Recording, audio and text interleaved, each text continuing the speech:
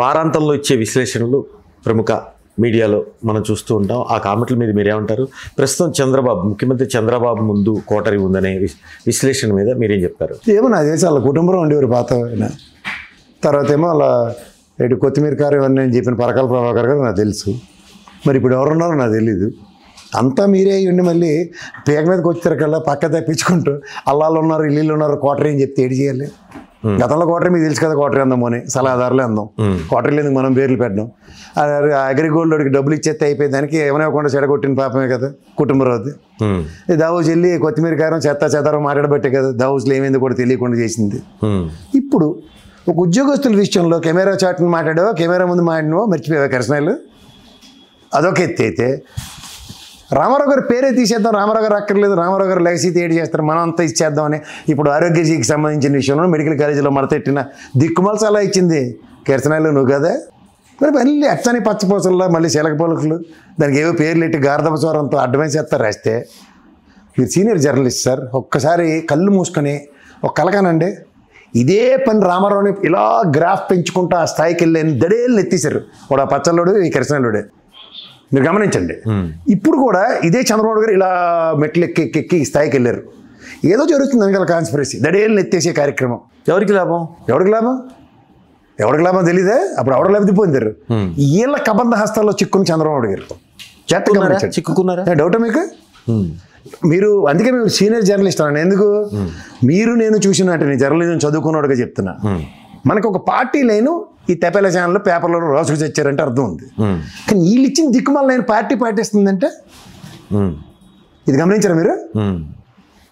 ఒకడు పౌడర్ డబ్బాడు, ఇంకోటి కిరసనాలు అమ్ముకునేవాడు, ఇంకోటి పెట్రోల్ బంకు గన్ను పెట్టి ట్యాంక్ ఇంటిలోకి డివైడ్ చేసేవాడు. వీళ్ళు తెలివితేటలు ఎలా ఉంటాయి తెలివితేటలు. వీళ్ళ కబంధాస్తాలో చిక్కున్న తెలుగుదేశానికి వీళ్ళు మాట్లాడుతున్న మాటలే ఏమైనా అంతుపంతు ఉన్నాయా, అర్థం పర్థం ఉన్నాయా? ఆరోగ్యశ్రీ విషయంలో వీడియో ఇస్తాను ఎదురుగానే కథలో మాట్లాడింది ఎవరు? అది నువ్వే. మళ్ళీ ఇవాళ చుట్టూ కోటరియా. నాకైతే ఖచ్చితంగా కాగల కార్యాలు గంధర్వాలు తీర్చినట్టు రామారావు గారికి కొంపెలా ఎత్తేశారు. ఆఖరికి పిల్లలకు కూడా కాకుండా చేసిన ఘనత పచ్చళ్ళోడిది ఈ కృష్ణాలోడిది. అదే పునరావృతం అవుతుంది చంద్రబాబు గారి విషయంలో. జాగ్రత్తగా గమనించండి. ఎందుకంటే చంద్రబాబు గారిని ఎవరైనా చూసినాడు ఎవడైనా ఇదేటిది అనుకోకుండా ఎవడన్నా ఉన్నాడు.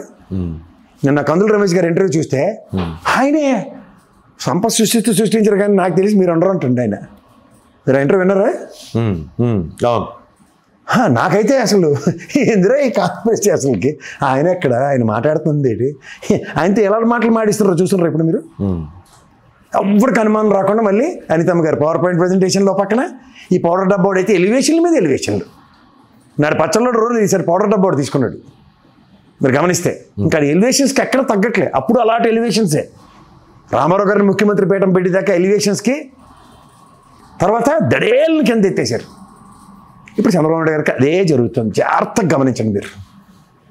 అంచేత పలుకులు కోటరీ ఇలాంటివన్నీ అంటే అది నువ్వే అని మాకు తెలిసి కూడా కోటరీ అని నేను రాత్రి ఎట్టుకున్న డాక్టర్ కళ్ళు ఎత్తుక్కున్నట్టు ఎత్తుకోవాల్సిన దౌర్భాగ్య స్థితి క్రియేట్ చేస్తున్నారంటే తెలివి తక్కువతనం వల్ల, లేకపోతే తెలిసి తెలియని తనం వల్ల, లేకపోతే మేము ఏం చేసినా జరుగుబాటుపోతుంది అన్నది.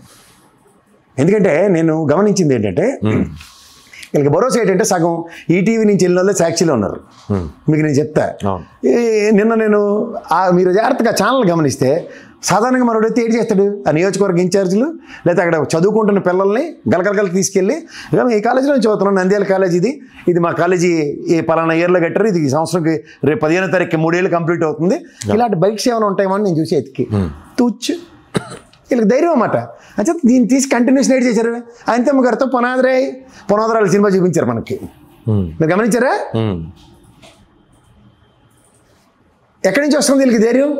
అంటే ఒక మీడియా పరంగా మనం నువ్వు ఏదైనా చెయ్యి, నేను చెల్లింపు జరుగుబాటు చేయిస్తా అంటే అన్ని యాంగిల్స్లో ఆ వర్గం ఉందని చెప్తారు. ఆబ్వియస్లీ ఇప్పుడు ఏదైనా లేనిది ఉన్నట్టు చేయడంలో గతంలో అమరావతిలో భ్రమలు క్రియేట్ చేశారు గ్రాఫిక్స్ పెట్టి. కానీ ఉన్నది లేనట్టుగా చేయడంలో కూడా ప్రయత్నాలు జరుగుతున్నాయి. ప్రయత్నాలండి సఫలీకృతులు అవుతున్నారు. ఓ పవర్ పాయింట్ ప్రజెంటేషన్ అమితమ్మది, ఈ కిరసనాయిలోడిది, పచ్చళ్ళోడిది, ఈ పెట్రోల్ బంక్ కొడిది చూడండి. అంటాడు భారతీ సిమెంట్స్, ఇది పెట్రోల్ బంకుడు, భారతీ సిమెంట్స్ సిసిఐలు ఉండే సిమెంట్ కార్పొరేషన్ ఉంటుంది, నువ్వు ఎందుకు పెట్టాడు? మరి దూరదర్శన్ అనుకో, నువ్వేం ఛానల్ పెట్టినావా? దూరదర్శన్ ఉంది కదా, మేమైతే తూచి. అర్థమవుతుంది మీకు?